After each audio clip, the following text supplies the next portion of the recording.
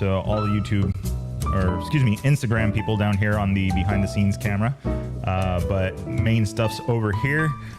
And looks like we have Highland Cycles already. What's up, sir? I was actually just watching your video on your testing of what we're talking about tonight, the counter shocks.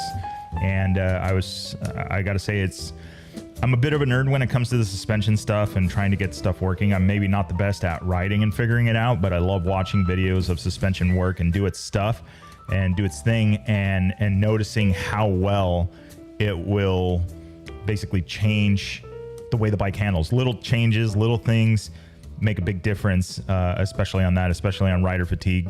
I see Andy Kirker's there. I don't know if he's still watching, but Andy Kirker, longtime Score racer, and now the liaison for Score motorcycles, has put in the time on the motorcycle stuff. So I know he can appreciate a suspension that's been finally tuned and ready to go.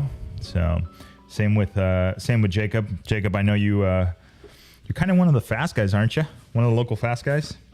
So now diving into rally, I want to try and make it out to one of your the rally events for sure. Get out there.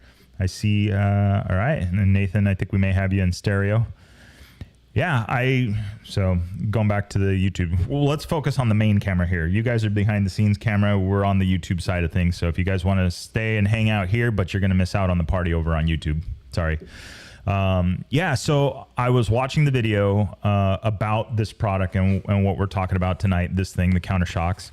And I was really like, I was really trying to hone in on where you were going to notice the difference. And when I initially talked to Nathan about this product, that was like, I understand some of the science and some of the stuff behind it and how they work. And we'll talk a little bit of that in a second. But one of the biggest things was like, where am I going to feel it? Where are the people that don't know about suspension? Where are they going to notice this? And it was very interesting what he said, and I was like, okay, this makes sense, and more so because it's not the first time I've heard it, and it was not from a resolution standpoint, which is what the counter shocks looks to do. It was more from this is one of the hardest parts of suspension. And actually, this is talking with somebody with the team over at the Beamer shop. They do a ton of suspension for adventure bikes, all sorts of different brands and stuff like that. And talking to the guy up there about it, he told me, Victor, the deal is that the big bumps and the big stuff and all of that, you can account for that in suspension. You design the suspension around those big hits. What's hell on suspension is the endless washboards and just these chattery bumps that will not end, that you will do miles and miles of them on an adventure bike. The adventure bike is what we were talking about at that time. And so he said, that's where your major problem comes in. That's where the majority of it is. I mean, that's the fatigue. And if you look at it a little bit, I don't want to go too far away because we are going to open up this box. This box is literally sealed, not opened yet. So we're going to open that here in a minute. I dove into a little bit about it, and it's interesting how this all came about. And I was looking and just watching videos on YouTube. You know how that goes. You just, you open up the wormhole, and next thing you know, you're watching videos of llamas and I don't know, the history of whatever. And interesting enough, a video came up talking about Formula One technology, specifically about a particular type of damper that they were going to ban in 2022, and known as a J damper. That was, I believe it was McLaren that basically named it that or dubbed it that, but it's basically an inerter, not inverter, inerter. And there's a bunch of fancy science behind it. It's a very simple-ish device, but it has to be tuned and it has to be designed with a purpose. And so these things actually counteract things that vibrations and things like that the suspension has a hard time dealing with. Now, keep in mind, like, you're talking about a Formula One team. If they want a titanium a titanium spring with 3.2% tofu in it, they will make a titanium spring with 3.2% tofu in it. It's like literally that's unlimited budgets. They say there's a cap, and all the technology that you want at your fingertips. And so with these guys, there is still an issue here, and that issue is what's affecting the tires. And so what I think that a lot of these teams jumped on, obviously one figures it out and then all of a sudden everybody else is doing it, but basically is how to eliminate that vibration, that frequency that the dampener, it doesn't create. It's enough energy to make a difference, but it's not enough energy to actually activate a shock absorber. So that was when they went after something that's got some weight to it and started designing these dampeners around it. Now, something to note on this, and before I even go too far into all these explanations about it, is that these are sealed. So we don't exactly know what's in it. They are patent pending. They're doing their thing, but by what I can feel, and we're not going to do the shake weight test. What I can feel is that there's some weight behind this. So it's an interesting concept about how, this, I believe, is something similar to like a J dampener or like the dampeners from what Nathan said, like a dampener that's in a building. I don't know. So the big thing is that that's all fine and dandy. That's all science. It's a lot of engineering behind it and tuning and things like that. At the end of the day is what do you, what does everybody that gets behind the bars with a bike that has this installed, what are they going to notice? So that's the big question. So, all right. So we got Nathan. Nathan, welcome. Waypoint Wednesdays. So if you guys are on the Instagram down here, you want to jump over to the YouTube. If you go into the stories, you'll find the link, or just go Chasing Waypoints live, or search for Chasing Waypoints. We're live right now. And we have Nathan in the chat over on YouTube there to answer some questions if you guys have some about this product that we're talking about tonight. So tune in, you guys on the behind the scenes camera. All right, so let's see, what do we got? All right, so and you figure I would know the name. I just literally watched this video, but the guy over at Highland Cycles, I was watching his video and watching how the suspension's working on his bike, and yeah, it's dialed, and obviously you can tell that it's been worked. But then with the counter shocks, it's like you obviously you can't feel it watching the video, but you can almost tell like the number plate, the way the number plate moves changed with it on, which is kind of crazy because you would think that it wouldn't make that big of a difference. But let's see what we have to say. The other thing I have now really noticed is an amazing benefit in the G-outs. Interesting. So large hit, lots of energy, blows through the travel. I wonder what do you think you felt? Is it like it's not as harsh at the bottom of the G-out, or when it comes out of the G-out, it's not like, hey, super excited springs? For those of you playing the home game, if you're on an adventure bike and you load it down with the 63-liter bags, you put the kitchen sink on it, then you have a pillion or a passenger with you, you generally will crank down the preload on that spring to keep somewhat of the balance of weight towards the front, so the steering is not super light, so it doesn't feel like you're doing a wheelie the whole time.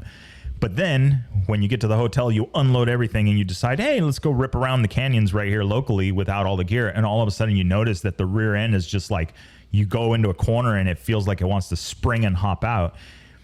That spring, when you preload it, has so much energy stored in it because it's being compressed. It's fighting to go out. So any chance it gets to extend, it's like, hey, it really wants to do that. So if you can imagine taking a bike, a motorcycle, whatever it is, with 300 millimeters of travel or whatever, if you can imagine taking that, compressing that spring all the way down at its most compressed state, it's going to be its most excitable state. The one person at the party that you just say, hey, suspension, and then all of a sudden they've got a whole podcast about it.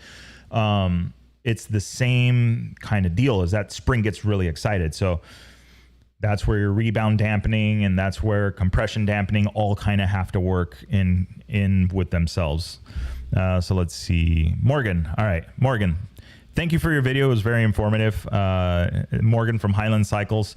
It was actually really cool. I just that 20-minute long video of watching him ride that 2-stroke up and down this trail really shed some light, even though you think it wouldn't. You could literally kind of see the difference with this, with the countershock. So let's see what Morgan's going to say. Let's see here. Normally in a big G out, you tend to bounce out even with really good suspension. With the countershock, the bike tends to come out of a big hit more straight. It calms down a lot of those types of hits. I feel like that's a good thing, first and foremost.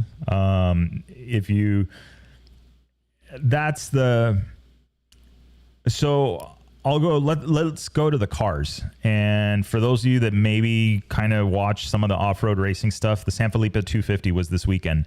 And the first 70 miles of it is zoo road. And that is 3 and 4 foot whoops for the length of about 70 miles. And there is no break. And when you think there's a break, it's just rough and crappy. So when you G out, come flying out of this thing, it's like, let's go back to motorcycles.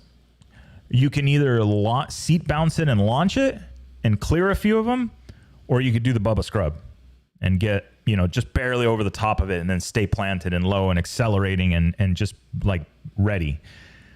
That's more where you want to be, because if you're doing this, like, just jumping up and down and taking your time and all that stuff, the guy that's behind you, he's literally just clipping the tops of everything. The bike's not, bouncing way up out of control or doing all that stuff. So he's able to accelerate and carry speed from the tops of each one of those. So it's the same kind of thing. If you hit a G out and you come flying out of it super high because you basically seat bounced it, compressed it, and then let the thing come out, well, now you might be in a little bit of trouble. So at least that's how I see it. So that's one of the... anything you can do to control that, because I've been on some wild rides on that road because of, rebound dampening and things like that. Anything you can do to control the attitude of the vehicle or attitude of the motorcycle is going to help with fatigue first and foremost, whether it be physical or mental, because having to deal with something that's not set up properly because the terrain you just couldn't account for is absolutely horrible. And so anything you can do to better your chances of being able to ride longer and ride harder, the strategy behind it, whether it's push hard the first 2 laps and then cruise the last 3, or I'm going to cruise till lap 4 and then I'm going to ride like I've never ridden before and expect to make up 22 minutes of deficit. Like, there's so many combinations, but the biggest thing is, and especially when we talk rally, when you have guys that are going, 400 or 500 kilometers a day, or 300 miles a day for 10 days straight, like, you need to have something that's set up and that's easy to ride and that does not beat you up. So that's anything you can do, like, something like this, that helps, that is going to make a big difference. And okay, maybe you didn't notice it in the first 10 miles, but hey, usually by the time I get to the halfway point on this trail, I'm blowing bubbles.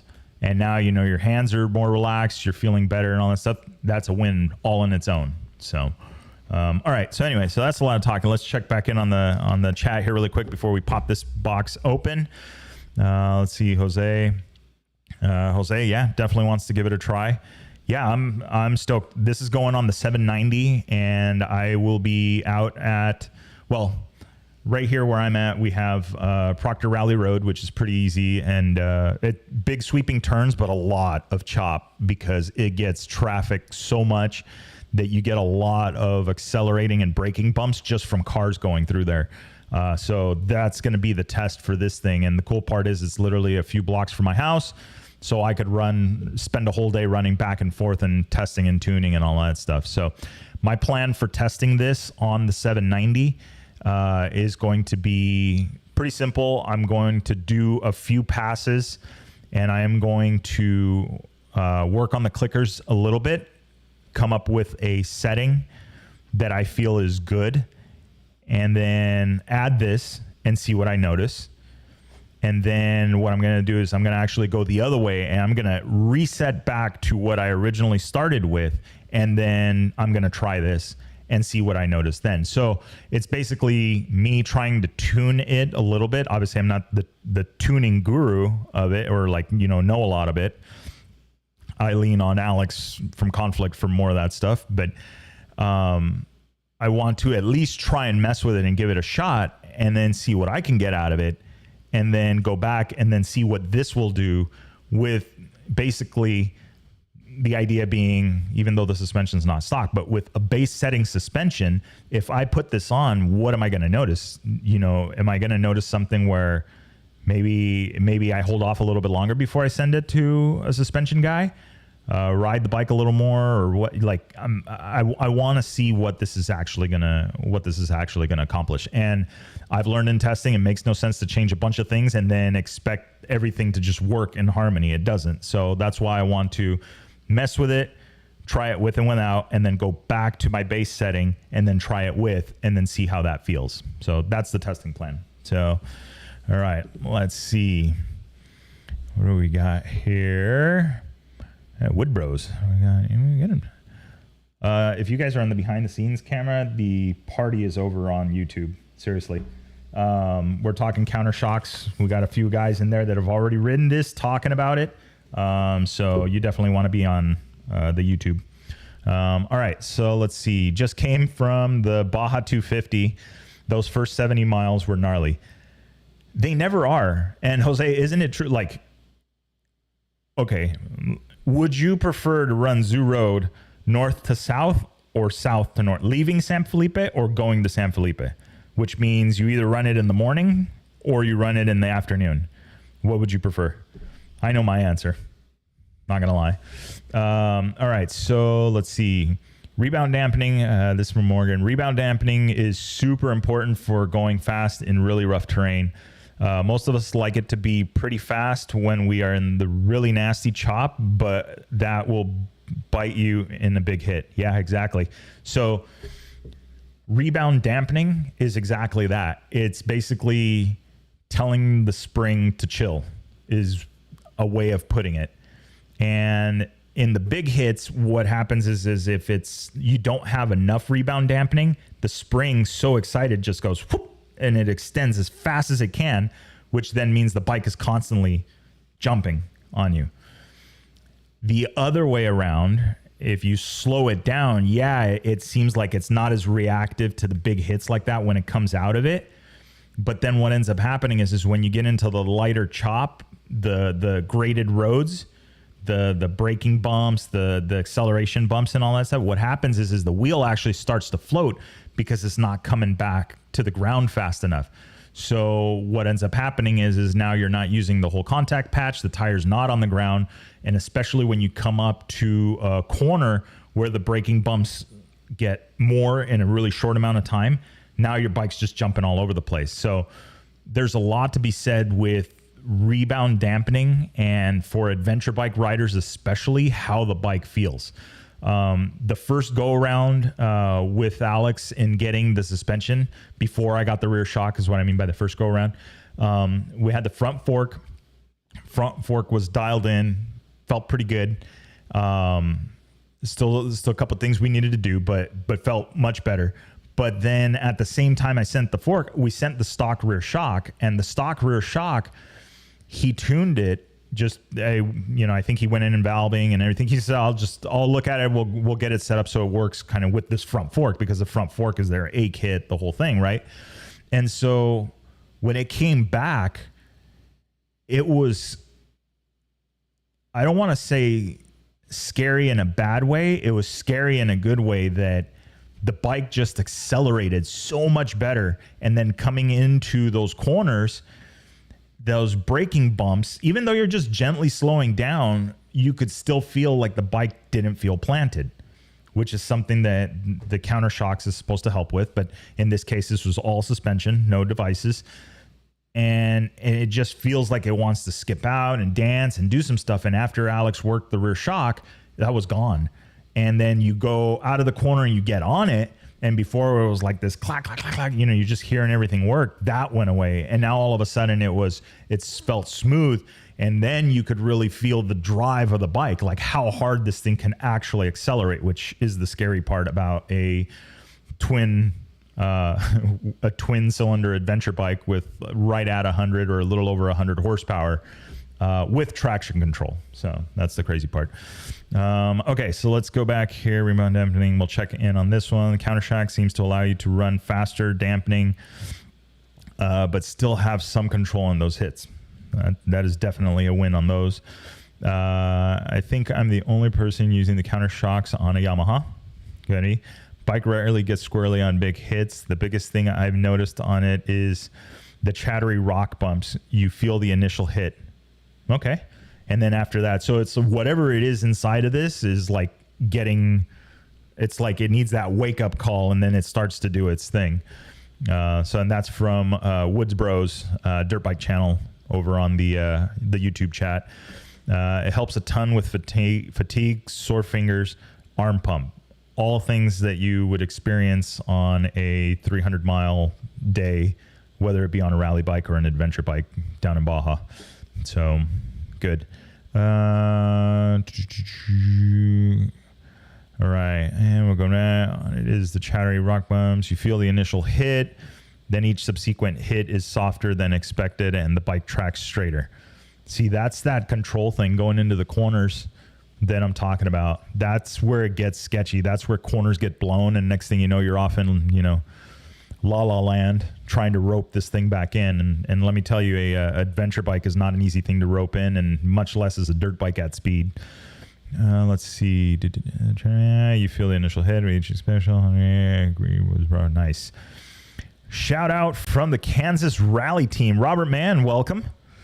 How are you guys doing? I know you guys are doing a bunch of training out there and getting those bikes dialed in. I saw that. Doesn't go unnoticed. And I do mean to look at the camera, but I'm also reading the chat over here on YouTube. So the party's over here on YouTube Live.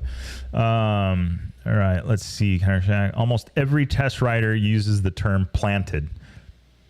Yeah. By understanding how a suspension feels when it is planted, you want more of that. You want more planted. You want all the planted when it comes to suspension. So I'm going to make a bumper sticker out of that. It is like it has to tune up. Yeah.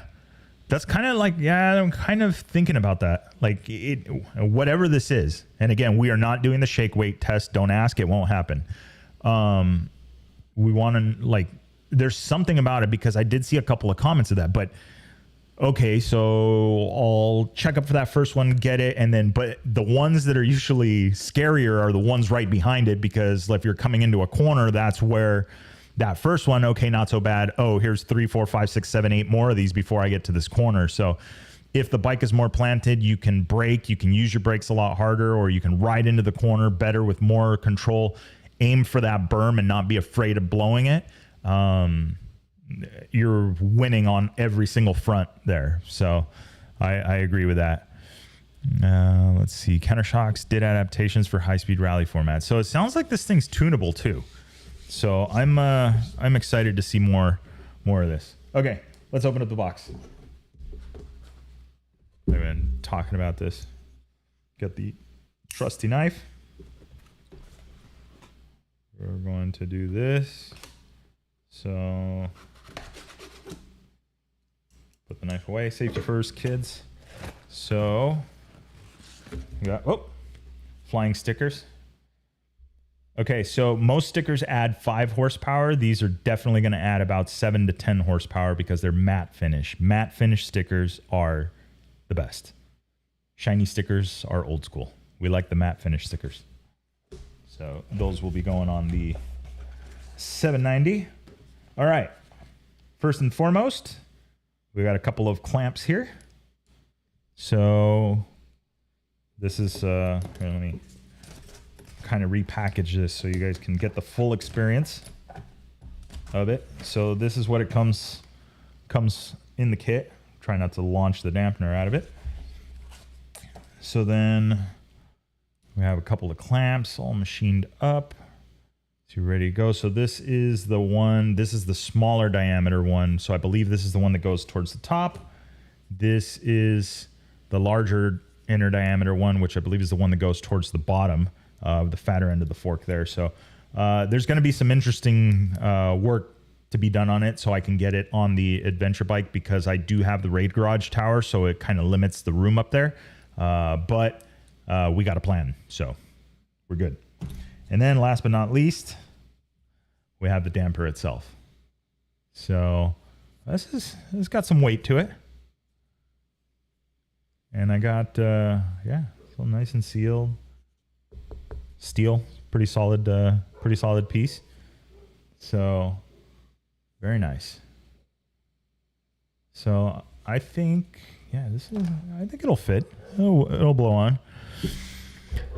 Let's see here. All right. So what do we got here, Nathan? I sent Victor the setup that we developed for the rally bikes. Awesome. So yeah, so there's some tuning that goes on inside of these that will get it to basically work differently depending on the type of riding that you do. I'm guessing on the rally bikes, the expectation is higher speed, chatter, that kind of stuff. G-outs, yes, but not like what you would see in woods type riding or enduro or desert racing. A little bit different. You know, desert racing, you might get it, but you definitely don't get the miles of whoops and whoops and whoops on that. So I think that's where the tuning comes in on this. So let's see. All right, and let's go counter adapter. That counter. Yep. And Morgan over at Highland. Yeah, so if you want to check it out, look up some more information on a tuned mass damper, tuned mass damper. You can also look up J-damper and find out some more information about just basically how you can mess with weight and the way that it works to counteract suspension. So that is countershocks. So that's where I'm thinking is the best part of it. Here, let's see. Hold on. I'm distracted. I'm trying to read at this at the same time because there's some stuff going on over here. For anyone that wants to know, counter shocks, 1.6 pound aluminum case. I'm trying to think what he was answering there. Maybe somebody asked about the weight. And then Robert from the Kansas City Rally team. We've got lowered the chatter is a great description. So to me, the biggest thing on the bars and all that stuff, and I'll blame it on my riding style. You know, I'm sure I have some work to do on how I ride, but I think my riding style, I put too much body weight on the bars, so the chatter really does get to me.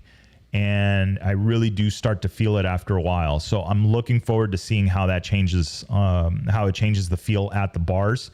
But simply put is, yeah, if you've got long days on graded roads and stuff like that, especially on the adventure bikes or on rally bikes and stuff like that, like you're going to want everything that you can to reduce that. So if this thing, even if this thing just did that and nothing more, you know, then I would say, okay, you know, we're still golden. So I'm looking forward to what this is going to work like on the 790. So, if you guys are going out to if you're here in Southern California, you're going out to the Revzilla, event, at the end of the month of April. So coming up, not next week, but I believe the following week, it's the 21st through the 22nd. I will be up there with Travis from Every Single Sunday. And I will have this on the 790. So if you guys want to come check it out after some of the rides or whatever, and want to ask questions or whatever it is, I'm happy to answer as much as I can. And then if not, we'll shoot a text to Nathan or a message to Nathan and see if he can fill us in on some of the stuff. But I'm really looking forward to just the feel of it. Like, okay, I want to know what I'm going to notice on this, because I think that's such a big deal. You know, okay, what do you notice? What am I going to feel? What problem is this going to solve? And we already have an idea. So I'm looking forward to to that part of it. So let's see. This is a chair. Sammy Karen. There's only one model on the website. How is it tuned? So let's lean on Nathan for that one. As far as the tuning goes, is this something when somebody purchases it, they're going to do? Okay, cool. Yeah, so for those of you curious, like I just mentioned, so this is the setup that they worked on with the Kansas rally team. So it's tuned more for a rally type ride or style of riding. So when you purchase it, you just let them know the kind of riding that you do, and then they can tune it to that, to that effect. So, and I'm sure, Nathan, I'm sure you're tuned in, but if, and Sammy's literally asking this, is like, okay, well, how much more tuning can we do on this? Like, is it something that if we, hey, this feels good, I like where it went, what else could we do? I remember in the off-road cars, it was like, how does that feel? Feels good, don't touch it. Actually, I am going to touch it, and we're going to turn that. I'm not going to tell you what I'm going to do. I'm just going to do what I think I see, and then go try it and see if it's better. So with this, it's like, I like where it's at. Is it something that could be tuned and messed with and then send it back, and then we try it again, and then it's like, okay, yeah, this was better, or no, go back. I don't know. Is that something that we can do, Nathan? Or are we going to, I'm sure this is, being developed and working on more and more stuff. So, Sammy, are you going to be out at the Revzilla event? Sounds like, well, looking forward to. I'm assuming that's a yes. So yeah, so if you're there, come see me. I'll give you some stickers, and we can chat. I'll be there. So yeah. Oh, I just noticed I'm blocking these guys. So it's happening, guys. We're talking Countershocks over on the YouTube live stream, Waypoint Wednesdays. So we're just hanging out. So let me finish bolting this thing together. All right, no extra cost. No extra cost on the tuning on it. Nice. This thing is dialed. Sheening is good. Stainless steel bolts. Very nice. All right. Let's see who else we got in the chat. Did we get all the questions answered? A couple of the regulars. Yeah, I think we got everything there. Nice. So yeah, so this thing is like, maybe I should have gotten an Allen wrench to kind of tighten it up and make it look prettier. Awesome. Nice. So yeah, I'm hoping to get to meet a bunch of people out at the Revzilla event. I think it's gonna be pretty cool. From what I can tell, there's already gonna be a lot of people. So looking forward to that. So yeah. So this is what it looks like, more or less, just kind of presented and put together for the bike. So I don't know. I can tell you I don't feel anything moving, but I'm not gonna give away all the secrets on it. So yeah. So what else we got? So we got this for tonight. So yeah. So the next step, we are gonna be talking to Nathan. Look for the podcast episode this weekend, where we're gonna chat with him a little bit on where this thing got started and how this came about, and maybe some of the ideas behind it. Of course, no secret sauce for those of you guys expecting or hoping that there's going to be some secret sauce spilled on it. There's not. So yeah. And then the next thing we're doing and we're talking about here, or that I wanted to kind of bring up really quick, is these guys. So for those of you on the Instagram, and then now for those of you guys on the YouTube. So on your rides, keep an eye out for these. They are a QR code that you can scan while you're out there riding and all that stuff. And so there'll be some surprises and stuff like that. I'll be changing it up periodically, but keep an eye out for these. If you're in the Southern California, Baja, and I don't know, maybe I'll ship some off to the boys over at the ARO, American Rally Originals. or Kansas City as well, or Kansas Rally Team, so they can put them in random places. So that's the goal with those. So look for those out on the trail. Let's see here. Morgan, I'm not sure who you're talking to, but if it's me, I'm located in San Diego, and it looks like Sammy is in Orange County. Countershocks, big end up. Okay, good to know. So I have already myself assembled this the wrong way. So the smaller clamp, actually no, this is for the adventure bike setup because it's got to go on the lower part because of the fairing that I have. But for those of you that would be mounting this on the regular style, like a MX bike or that kind of enduro bike, you put the small clamp up top, big clamp down below, big end goes up. So this end up. So keep that in mind. Let's see. Are you in contact? Kansas Rally Team will be at Baja San Quintin. Nice. In May, running the Countershocks. Robert, I will see you guys there. I'm actually looking forward to that. So hopefully we all dialed in.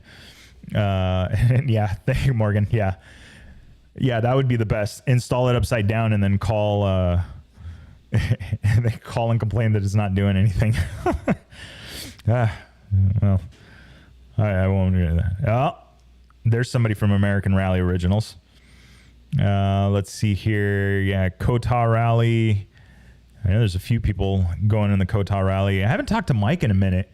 I've been seeing his posts though from Kota Rally. He's out and about making routes and making things happen.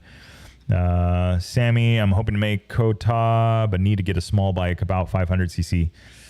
Yeah, I don't know about the 690s. I mean, it could probably be like the 600s, the older KTMs or something like that, or an XR, but I would expect to suffer a little bit on that. And then Dave Black, welcome, sir. Couch to Dakar. Dave, are you running one of these yet? Countershocks for your rally bike, the 501? I think this may be the next thing to do. Let's see. And if any of you guys make it to the Kota Rally, swing in to the shop in Montrose and say hi. Okay. Kota is for Rally Light. No, we are not. We are not doing the shake weight test. I was very clear about that. At least not on camera. Nice. Well, Dave, we're talking about this. It's mass dampener, and the reviews so far for chattery stuff has been pretty good. So let's maybe touch base on this. I think this is the new hot setup. Let's see here. I have one on a 450, David. All right. Do it. I asked Jimmy to review it on Taco Tuesday, and they hadn't heard of it. Inertial dampener. Yes, Sammy. What's Baja San Quintin? Okay, Dave. Look up tuned mass dampener on YouTube. They use them in buildings, and then you can also get an idea of it if you look up a J, as in the letter J, dampener. On how some of the Formula One teams use these things or things similar to control vibration and dampen vibration, and not using oil and spring shock in the normal sense for that. Okay, so Sammy, Baja San Quintin in May. Here's what we got going on. So it's a rally training in support of the American Rally Originals. It's being organized by the two, so American Rally Originals and Baja Rally, who's done, has had an ongoing rally down there for 10 years now. And so they basically joined forces. They're putting together a training event, and basically the entry fee and a big portion of the entry fee goes to support the American Rally Originals rally team in their quest to hit the Dakar in 23. So basically what it's going to be, it's just a weekend event, nothing too gnarly. And it's just it's road book training classes and going out and running some routes, which I can tell you some of the routes that Scotty from Baja Rally puts together down there are absolutely amazing. And that's not just me saying it as a former part of the organization, but also saying that as in, like, literally that was what I would ask every single rider that crossed the finish line during my time as race director there. And the answer was always the same. So it was epic. We got guys that have been down and won multiple races in Baja, saying I've never been down these roads or down this road. And so it's definitely well worth it. I will be down there for the event. If we need to organize maybe a caravan or something like that, I've got the time off to get down there. So I'm happy to roll as a group and we can all go down to the event. So just keep in touch. If you guys jump over, I haven't plugged it on the YouTube yet, but there may or may not be a secret link in the Instagram profile for you to ask questions or provide feedback directly to me in an anonymous fashion. So yeah, let's see here. No. Everybody really wants to see the shake weight test. All right, so let's see. So, there's something moving in there. Yeah. We did the shake weight test off camera. Oh, maybe okay, so maybe the guys on the, over here in the behind the scenes camera got lucky and saw that. There's going to be screenshots everywhere of that. Okay, let's see here. Okay, cool. We'll do how much weight? I don't know. I mean, it's less. I mean, it's not that heavy, but I think this is going to be a weight to benefit thing. So I'm not necessarily interested in how much it weighs, but if it's able to make up for its weight in what it does, then hey, make it happen. But I mean, this does not feel like, it doesn't feel super heavy. So I don't know. All right, let's see here. Let's go back here. Do the shake weight. Just one, please. That has to be Dave Pearson from American Rally Originals. Has to be. Or unless it's Jim Pearson. Let's see. All right. Dave, if you're running stock suspension, it is worth it. Okay. Ryan Kalari, buy insurance right at the border. Yeah. Traditional customs crossing. Yeah. So, if going across the border, I just go to Baja Bound because I've signed up with them and it's like they keep all my information. So I go in and it takes me like 30 seconds to buy a policy now. So I just, like I said, I go with Baja Bound, but I'm happy to chat about this. If you guys are new to go down there and kind of want the ropes on how to do it, hit me up, open book on that stuff.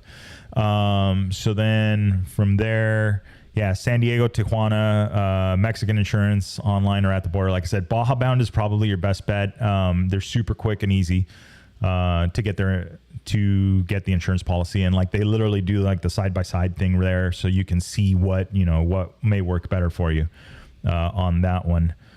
And then let's see. Awesome. We'll definitely look into it. American Rally Race is about 1.5 pounds. Yeah. So, I mean, yeah, that's, I think, Nathan chimed in. It was about 1.6 pounds, 1.5 pounds. I don't have a scale here with me to weigh it, but like I said, the more important thing is that, okay, I understand it's going to weigh a little bit, but is that going to be offset? And right now, the initial feeling on the chat is that yes, it makes up for its weight. It's worth its weight in gold. All right, let's see. Don't need an RV for Baja.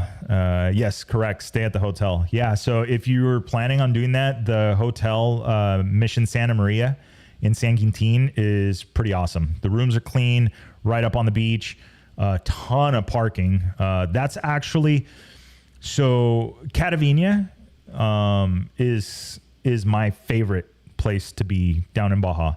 No cell service, no nothing. Like, the internet is super expensive there. Like, it's just my absolute favorite place to hang out in Baja right now is Catavenia. Riding down there, watching the sunsets, the Cadillac margaritas. Yes. And yeah, just being down there. So and the food is always really good. The second is going to be Mission Santa Maria Hotel in San Quintin, actually owned by the same group. So, but same thing, super chill location. The beach is awesome, super huge, super long. Some sand dunes there, nothing major, but there's some stuff there for you. But yeah, I agree, Dave. 1.6 pounds is not bad, especially for what it provides. Let's see. And Morgan, I have one on my 125 XC. I try to keep that bike super light, and I can't tell the weight or any difference. Yeah. Robert, it's definitely a Pearson. Yeah, I know. Like, if you guys ever want to get the full bivouac experience, find Jim and Dave Pearson from American Rally Originals. Yeah, I hang out with them. It's just funny watching them gas each other. But no, it's always a good time. Like, honestly, any bivouac at any rally is usually a good time. You can always, catch up with people and bench race and listen to the waypoints they couldn't find and the tracks and how they got lost and how they found themselves in the desert, both metaphorically and physically, and, all of that stuff. So I think that it's very, very, very entertaining being in the bivouacs. And so I'm looking forward to it. The San Quintin event with Baja Rally and American Rally Originals. And then from there, Kotar Rally. I don't know if I'll be able to make Kotar Rally, unfortunately. Then Baja Rally 6-day, Sonora Rally, and then another one. And this was actually brought up, and I couldn't believe I missed it, but it was actually huge news, was NORA. So the NORA 1000 switched to road books for the motorcycle class. So that's huge. So I'm going to reach out to them. I got to reach out to them quick because I know that event's coming up, and talk to them a little bit about that change, because I know they had done it a long time ago. They went to road books and then it just like plummeted the entries, but now it's kind of back. And I think it's back because obviously there's definitely more interest and there's more people going, getting into the sport of rally and looking at it. And the training is there, and it's pretty straightforward once you start navigating and once you start to, like, it's just maybe a little daunting because it's something new, but it's actually not that hard. If you ever printed out a MapQuest or a Yahoo Directions or whatever it was, printed it out and you read the notes, you were reading a road book. It just was designed differently, but literally it's the same thing as a road book, except it was probably in miles instead of meters, depending on what side of the pond you're on and where you're tuning in from. All right, so let's see, what do we got here? Go back to the chat here. Definitely Pearson. Morgan, how's Mulegé these days? I raced the 1,000 a few times, but it has been a very long time now. Mulegé is Mulegé. I have not been there in a long time as well. Actually, the last time I went through there was probably the Baja 2000 back in 99, 2000, somewhere in there. But still epic. Loreto, all of that area. I have been down to Le Cabos soon, or not so long ago, and I can say, yeah, the city has definitely grown a bit.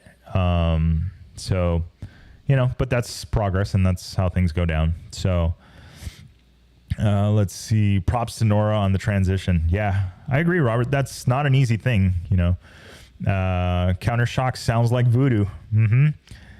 You sleep in a bed of lies. I don't know. Yeah, let's see. Like I said, I'm going to try it. I'm hopefully before the weekend, I'll have it bolted on to the 790, and then I'll go do a bunch of hot laps on Proctor Rally Road and just kind of see how it feels. And then the big test, I'm expecting longer days at the Revzilla event, the Ride On ADV Fest. So that's what I'm expecting there. Let's see here. Dave Black, Jimmy is helping them with the road books. There's a deal where you get a discount on training. There you go.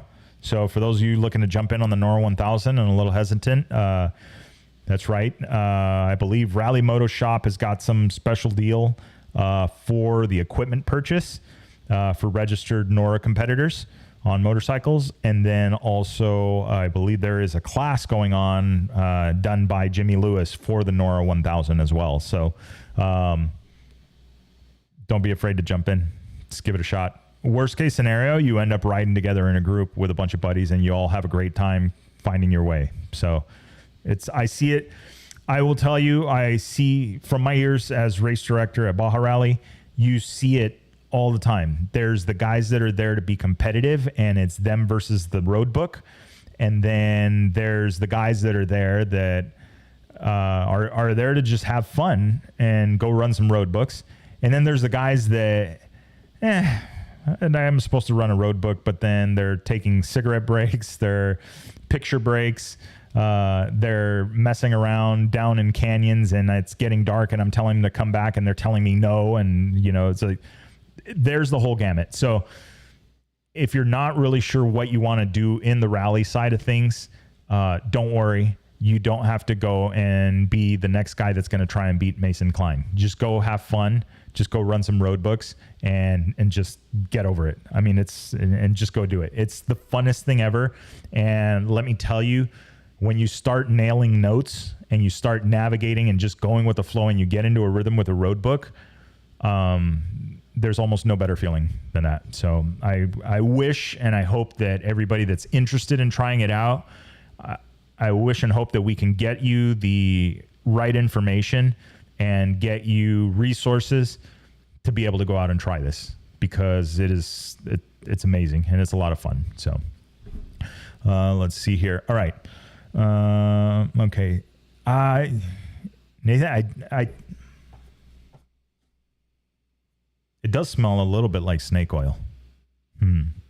But whatever. If it were, I mean, I come from a family where it was, if you had a stomach ache, you could drink 7-Up, and Vicks was applied in the nostrils, under the nostrils, on the feet, between the toes, with a pair of socks. So, all right. So even if it is filled with snake oil, whatever, if it works, it works. So, all right, let's see here. Oh, man. Party pace. Yeah, that's pretty much what it is. It's the party pace. I mean, literally, these guys are running in groups. I'm watching them on tracking, and it's just this cluster moving through Baja of the same competitors. And let me tell you how they would flame each other at the bivouac when it was at the end of the day, and one of them got lost and couldn't figure it out, and the other guys just wanted to watch the guy get lost, even though they knew which way they needed to go. It's the best. So I highly recommend hanging out in a bivouac at a rally. All right, let's see. Robert Mann, it's cumulative benefit versus benefit/fatigue reduction. That's truly noticeable. Literally that's what it's about. I think that, you know, there's an interesting thing that I heard the late and great John Marking from Fox once. You know, you hung around and hung out enough when he was out there tuning race cars in Plaster City, and you know, the feeling was that, from what he said, was the suspension was all about basically the valving. And then once you had the valving figured out, then it was time to go after the bypasses. And I think I kind of feel that suspension on the motorcycles is kind of the same way as, like, you know, you want to do the clickers, but there's some basics that you need to handle first. You know, is it valving? Is it springs? You need to kind of get it dialed in and then move forward from there. I kind of feel like that may be the same thing. So if you get your suspension dialed in and to where that is, and then this is the device that allows you to go those extra 50 to 100 miles, you know, which means getting to the bivouac with your hands in better shape and your arms in better shape. If this is the device that does that, then it's a win. You know, then the foam grips, the special handlebars, the tuned flex in the handlebars, all the other stuff that you do, if this can eliminate or at least help make that more bearable and easy and actually makes that difference for you, then it's worth its weight in gold, and it's something that will allow you to basically ride your bike and have more fun. I mean, if you've ever been on a bike that's running away on you, coming into a corner hot or whatever it is, or you just felt insecure with the way that it was handling, if this helps with that, anything that helps with that is money well spent. So, I mean, there's not, like, because maybe the first time it just scares you, but the second time it could have been a crash, or, or the third time or the fourth time or the fifth time, you never know. Or the first time, you never know. So anything that helps you ride better, less fatigue, less things like that, it's all going to make a difference. I mean, when I first started in adventure bikes and I heard the term heated grips, I was like, heated grips? Who would run heated grip? That's whatever. Well, is that to keep your hand the same temperature as your mocha skinny latte with the lemon flavored air mixed in, or what? Like, that's how I saw heated grips. It wasn't until riding home one night after calling a race, and we were out like at 11 o'clock at night. It was a winter's night.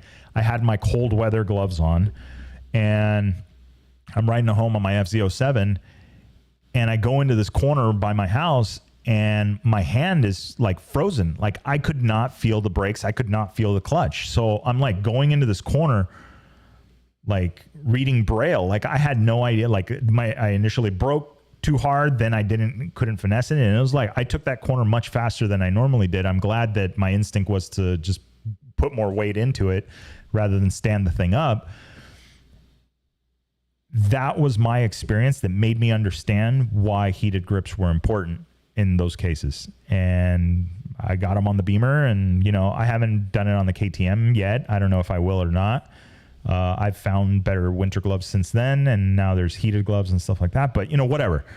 At the end of the day, the moral of the story is that if a device like this, if a device or a certain setup on a bike will help you be safer and help you feel more confident in your riding abilities and what you're doing, then it's worth it. That's like knee braces. That's like the hand guards. That's whatever, the gloves, the all the armor, all the stuff that you wear, and all of that stuff. All of that stuff adds up. Not one of those things is like the holy grail. Like, that's the one thing. It's all these little things that add up. So I agree with you, Robert, on that for sure. Okay, let's see. 8:15. We're getting close to wrapping this up. Let's see here. When we party pace, what's the ideal bike that will allow you to participate in most roadbook rallies? 500, I think, is the magic right there. The 500, 450 or 500. Size wise, I mean, yeah.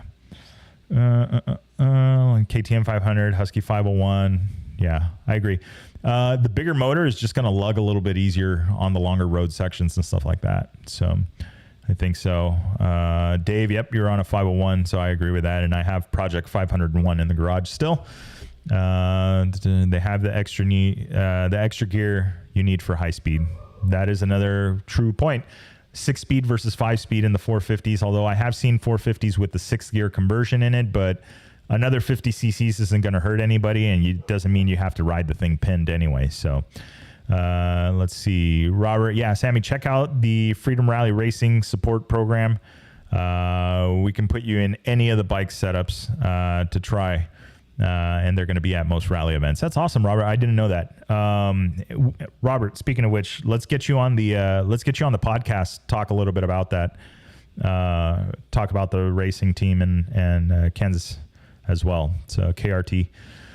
All right, let's see. Heated grips are a necessity. Yeah, I know. It took me a minute. It took me almost standing my FZ07 up on a cold winter's night to realize exactly why heated grips. Heated grips and coffee cup holders. Yes, Ram Mount does make a pivoting coffee cup or cup holder for motorcycles. Yes, that is an actual thing.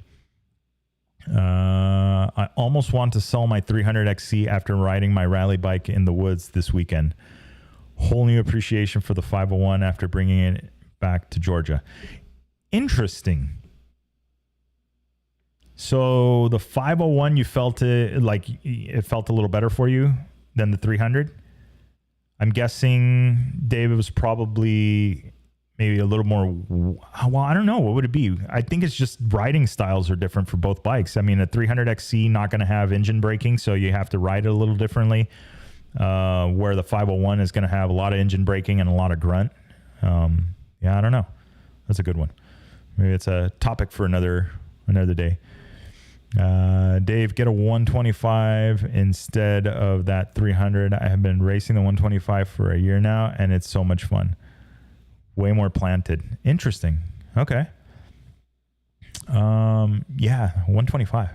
That'd be interesting. It would be kind of cool to have like a small little cheater bike, or, you know, not cheater bike, but, you know, like a little 125. I guess that's like a 250cc dirt bike, 4-stroke. It could be a lot of fun. Something that, you know, you don't spend a lot of money on. You can throw some wheelies on and learn how to ride, maybe work on your riding skills. I do like the idea of minimal engine braking or no engine braking on a 2-stroke. It teaches you, I would think, better rear brake control with your foot, rather than just, you know, just let off the gas and the thing just basically slows itself down. I don't know. Maybe that one. Let's see.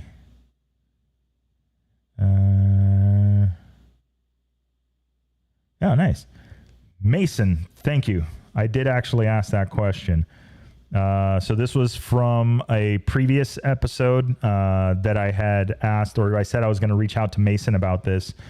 So let's go back and talk about it. And so basically, now that the 790 has front and rear tanks on it, in the rally, it's set up similar to the rally bikes, where the rally bikes have front and rear tanks on it.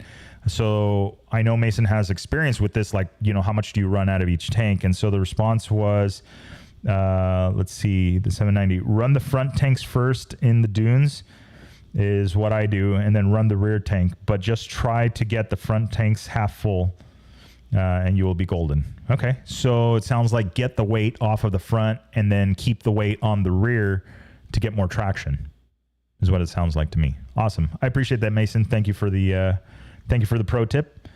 I want to get you back on the podcast so we can talk about the World Rally Raid Championship.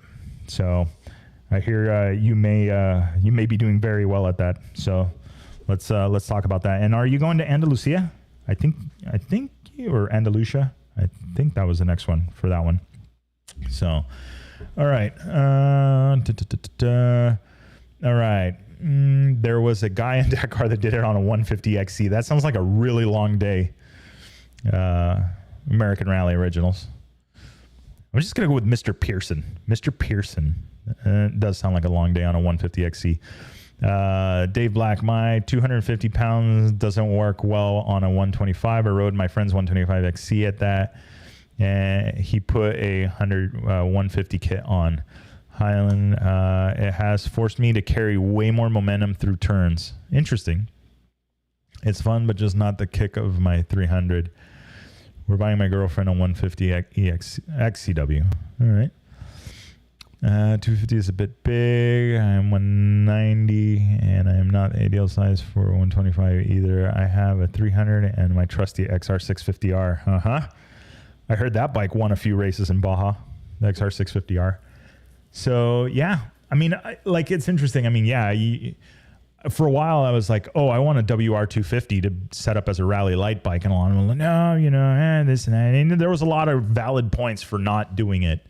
But then at the same time, it's like, well, it's also kind of cool because it's just a small bike you could just whip around and do stuff with. And, you know, does it have the power to get you into trouble? Well, it has enough. But, you know, if you could ride that more aggressively and learn a lot from it, then, you know, again, it's a necessary tool. So I don't know. At least that's how I look at it. But all right, guys, I got to wrap up tonight. Yes, Mason's at Andalusia. Nice. Well, we're gonna have to check in with him. We need to know more. But yeah. So anyway, I want to wrap it up for tonight, guys. I really appreciate everybody tuning in and talking countershocks with me, and hopefully you guys will be tuning in this weekend. We'll have the episode up, speaking with Nathan from Countershocks, about, you know, how this all got started, how the party got started. And then, we'll talk a little bit more, about upcoming events and stuff like that.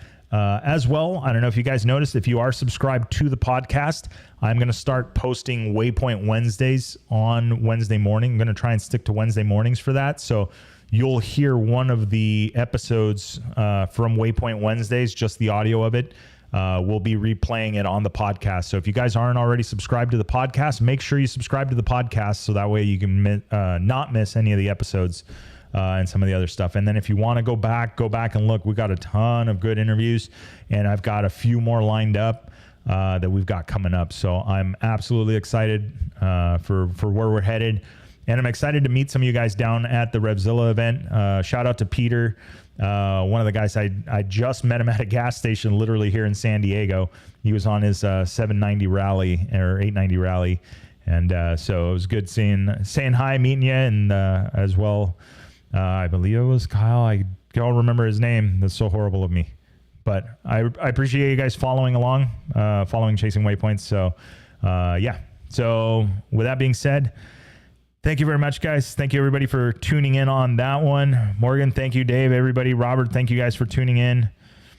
Nathan, thank you for tuning in and getting this out the door so we can test it. I really appreciate that. So thank you very much. And to all you guys that were on the behind the scenes camera, thanks for tuning in. Don't forget, you can always tune in on the YouTube side of it. I usually post the link in the stories before we go live on here. So hope everybody's well. Hope everybody has a good night, and get out and do some riding. We'll see ya.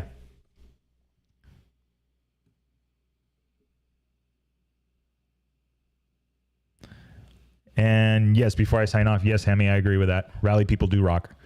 Yeah, it is an absolute great time. So any questions, anything that, we'll do it. And then, all right. Sounds like a plan. All right, guys.